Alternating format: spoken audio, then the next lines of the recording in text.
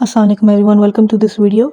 इस वीडियो का मकसद एफसीबीएस पार्ट 1 के एग्ज़ाम के लिए पैथोलॉजी की गाइडेंस है, जो कि शायद यूट्यूब पे कहीं कहीं अवेलेबल भी हो, बट वो इतनी पुरानी हो चुकी है कि अब वाले पेपर्स पे वो अप्लाई भी नहीं होती। तो being a candidate who give this exam in 2 attempts myself, I think I have the experience and the knowledge के इस टाइम किस तरह पार्ट 1 इन पैथोलॉजी को एस किया जा सकता है। Without a further adieu I will start with the introduction of part 1 के एग्जाम का format as well as pathology का बिट ऑफ एन इंट्रोडक्शन। तो ये पार्ट 1 के एग्जाम में टोटल 200 एमसीक्यूज होते हैं। There is paper 1 and paper 2। Paper 1 is a very generalize paper. Paper 1 वहाँ बैठे हुए सारे कैंडिडेट्स का सेम आता है, चाहे वो एनेस्थीसिया के, ईएनटी के, मेडिसिन के, every speciality has the same paper 1। इसके बाद आता है पेपर 2, जो कि सिर्फ आपकी स्पेशलिटी का ओरिएंटेड होता है। वैसे ये भी जस्ट कहने की हद तक है, इसके बारे में I will brief you later. वो आप बेसिकली यूँ समझ लेंगे पैथोलॉजी कैंडिडेट्स के लिए paper 2 is the main paper जो पैथोलॉजी से आएगा। Paper 1 paper 2 both have 100 MCQs and आपको 2-2 घंटे मिलते हैं दोनों पेपर्स के लिए। बीच में हाफ आवर का गैप होता है, तो the total duration is about 4.5 hours.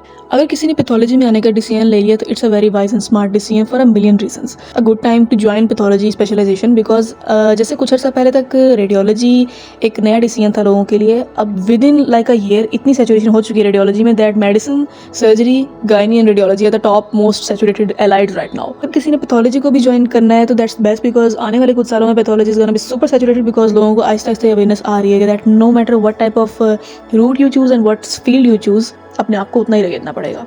बहरहाल अब हम पैथोलॉजी की तरफ आए। See there are lot of people who say a lot of things and I will just tell you the compiled experience that I have gained from everyone. There will be people जो आपको ये बताएंगे कि first aid पढ़ना जरूरी है, and there will be people जो आपको ये कहेंगे कि मैं 15 दिन में एफसीबीएस को रफ़ी एंड एसके पढ़ के ही पास कर चुका या कर चुकी हूँ।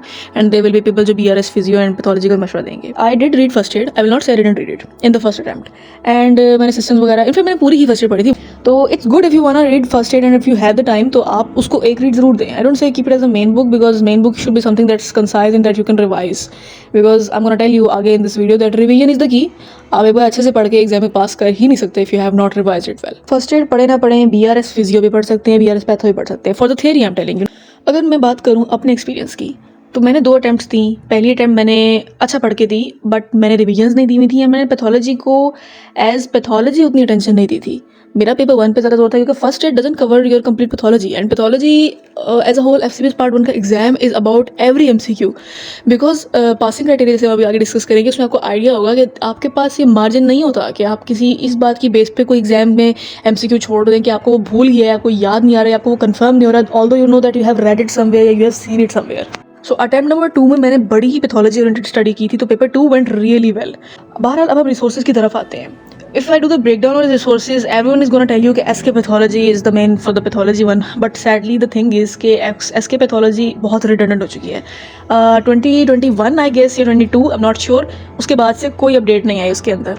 उसके अंदर मतलब आपके पास recent 3 years के पेपर्स हैं ही नहीं, so that book is not really the go to one। SK pathology आप पढ़ सकते हैं, ठीक है, एंड उसके एरेटा लगाकर डेफिनेटली उसको अप्लाई करके किसी बुक का अपने एरेटा जरूर देखना है। एरेटा हर जगह अवेलेबल होता है। एरेटा होता है कि जिन जो मिस्टेक्स थी बुक में उसको बाद में ठीक किया गया है। SK का एरेटा आपको मिलेगा, रफ़ी का भी मिलेगा। तो SK पैथोलॉजी ठीक है आप रख सकते हैं, but I am gonna tell you कि I am gonna share the PDFs, the recalls जो अच्छे काम के हैं, जो रिसेंट पेपर्स के हैं, इन द व्हाट्सएप ग्रुप। अभी I will give you the WhatsApp channel link in this video description में, वहाँ से आप ग्रुप ज्वाइन कर सकते हैं। उधर आई विल बी शेयरिंग इंशाल्लाह everything that you need for pathology. फिर बात करते हैं रफ़ीउल्लाह की, SK की और AA की। These really are the key books after 2 big attempts। ठीक है, मुझे इस चीज़ का आइडिया हो चुका है कि if someone has done all the MCQs that are present in the AA notes by Dr. Atif Afzal, I'll add the picture here। ऐसा पॉसिबल बहुत मुश्किल है कि उसका एग्जाम क्लियर ना हो बिकॉज AA के MCQs have SK 1 से लेके SK जो भी रिसेंट होगी उस तक के MCQs। ठीक है, so you are basically covering all the MCQs ever. तो आप जब सारे MCQs कवर करते हो ना तो उसमें आपने साथ साथ करने होते हैं वो MCQs एनसर्कल या हाईलाइट जो आपको मुश्किल लग रहे थे। जब आप दूसरी रिवीजन दोगे उसको AA को, तो उसमें जैसे आपने वो MCQs देखने हैं, उनको याद करना है, जहन नशीन करना है, ठीक है, निमोनिक्स बनानी, जो भी करना है। AA को इस तरह कर लेने से, उसके हाई पॉइंट्स पे एक बार रीड कर लेने से I think it helps you really much. ठीक है, और जो SK होती है लेटेस्ट, जैसे फिलहाल हमारे पास SK 19 वॉल्यूम 2 है and doctor Salahuddin said that SK 20 जो है मे की अटैम्प्ट के बाद ही आएगी। तो मे अटैम्प्ट के एस्पायरेंट्स के लिए भी SK 19 वॉल्यूम 2 ही होने वाली है, सबसे पेपर जो मेजर लेटेस्ट होने वाला है। उसके अलावा डेफिनेटली जो रिकॉल्स शेयर हुए हैं इधर उधर, I already be sharing the patho related stuff, I am not gonna be sharing the medicine, gynae etcetera हर चीज़ के रिकॉल्स। बहुत सारे ऐसे ग्रुप्स हैं, बहुत अच्छे ग्रुप्स भी हैं, तो और चैनल्स भी होंगे, वो आपको मिलते रहेंगे, वो आप ज्वाइन कर सकते हैं, रिकॉल्स वगैरह वहाँ से देख सकते हैं। इस टाइम जाहिर है कि इस अटैम्प्ट के लिए रिकॉल्स की जरूरत पड़ने वाली है क्योंकि SK 20 तो मे अटैम्प्ट से पहले नहीं आएगी। आई वांट कि जो आप लोगों का पैथोलॉजी का ग्रुप है उसके अंदर मैं खिचड़ी बना दूं आसपास की भी रिकॉर्ड्स डाल के, मटेरियल्स डाल के। I want to keep it as concise as possible. ना आप लोगों का टाइम वेस्ट करना है, ना ग्रुप में बिला वजह की इन्फॉर्मेशन देनी है। Only exam oriented focused material will be share their. इस वजह से आई विल ट्राई कि बाय द एंड के जब पेपर ज़रा करीब आ रही हो तो मैं आपसे वो रिकॉल्स शेयर कर लूँ, लाइक 1 मंथ या 1.5 मंथ पहले जो बाकी रिकॉल्स आए हैं, क्योंकि एज आई सेड कि रिकॉल्स की ही इंपॉर्टेंस होने वाली इस वाले अटेम्प्ट में, एज कोई और एसके नहीं आने वाली। वो मेरी कोशिश होगी मैं शेयर कर दूँ, बट एज आई सेड कि भाई और चैनल्स और ग्रुप्स भी वो काम करने वाले हैं, तो मैंने वो काम करना है जो भाई मुझे आता है, जो जिस चीज़ के बारे में मुझे इन्फॉर्मेशन है। तो I am not gonna be the jack of all trades, I am just gonna try to master the one कि हम आपकी पैथोलॉजी को पास करवाएं इंशाल्लाह। सो जो लोग फ्यूचर में इस वीडियो को देख रहे हैं, this was just about the May 2025 attempt. आगे बाकी अटेम्प्ट्स के लिए जो जितनी मैंने आपको इन्फॉर्मेशन दी इस वीडियो में, आपने बस उसी पे फोकस करना है। रफ़ीउल्लाह को एक कंप्लीट रीड और एक रिवीजन अगर दे दी जाए, it's best. I am just telling you जो आपने मतलब टू द पॉइंट जो चीज़ें करनी है। रफ़ीउल्लाह एक बार पढ़ के उसको रिवाइज करना है, ठीक है। आपने जो एसके पैथोलॉजी पढ़ी है उसको एक रीड इनफ है। हाँ, अब सेकंड रीड में वो एमसीक्यूज देख सकते हो, वो पॉइंट्स देख सकते हो जो आपने हाईलाइट किए हो, जो आपको मुश्किल लगे हों। उसके बाद जो रिकॉल के पीडीएफ्स मैंने आपको दिए हैं, आपने उन पीडीएफ्स में ये करना है कि I will suggest, and this is what I did, कि I kept a small diary, ठीक है। एंड मैंने जितने भी थे इस तरह के टॉपिक्स जो मुझे भी मुश्किल लगते थे, या जो पेपर 1 के बाद मुझे आइडिया हुआ था कि मैंने उनको ठीक से फोकस ही नहीं किया, and I will also be sharing the high yield topics, don't worry. On my YouTube channel I will be sharing SK के अनकवर्ड पोर्शंस जो मतलब यूट्यूब पे अवेलेबल नहीं है, पढ़ाए गए या एक्सप्लेन किए गए। उसके बाद आई विल बी शेयरिंग इंशाल्लाह द इंपॉर्टेंट कॉन्सेप्ट्स जो पैथोलॉजी के एग्जाम से रिलेटेड है। इस कंटेक्स्ट में आई वाज टेलिंग यू कि आपने सिर्फ वो चीज़ें देखनी है जो आपको पता चल गया कि हाई यील्ड है, इंपॉर्टेंट है, उसकी आपने स्मॉल डायरी सी बना ली, कॉपी बना ली, पेजेस जो भी स्टार्ट करना है उस पर आप वो नोट करते जाएंगे, बेशक उन पीडीएफ्स को उनको कंपाइल करके, क्योंकि एट द एंड रिवीजन मुश्किल हो जाती है। आप आखिरी दिन पर रफ़ी, पैथो के, एसके और पता नहीं क्या क्या उठा के कैसे करेंगे ना। You need a compiled source.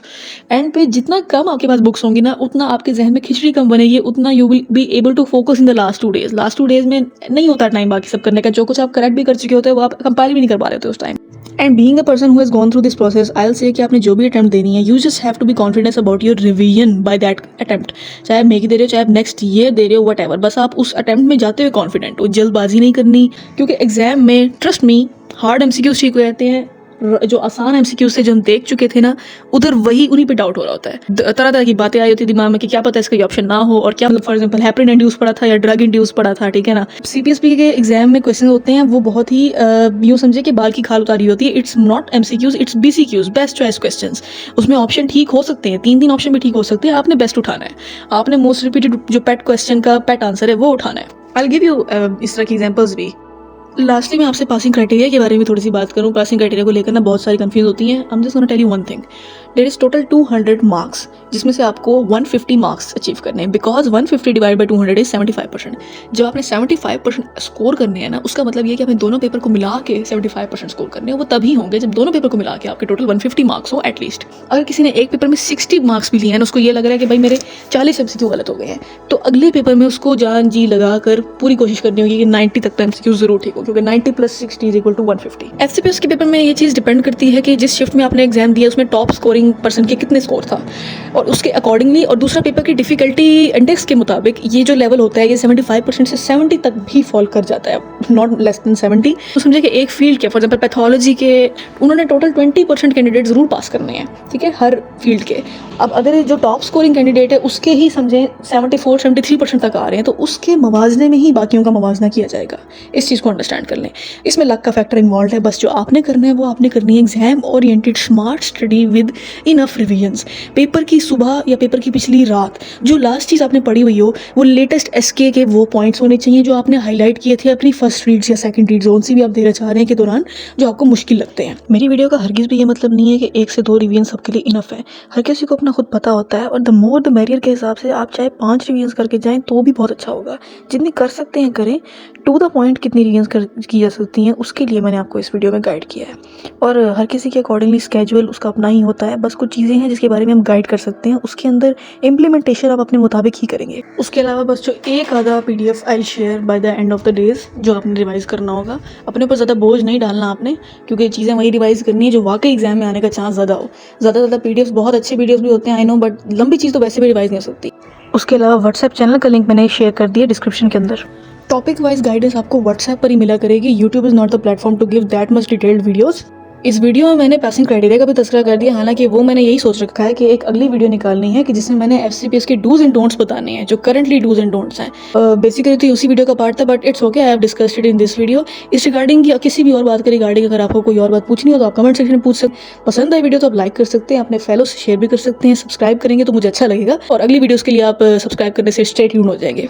Thank you so much for watching the video and I hope it help you.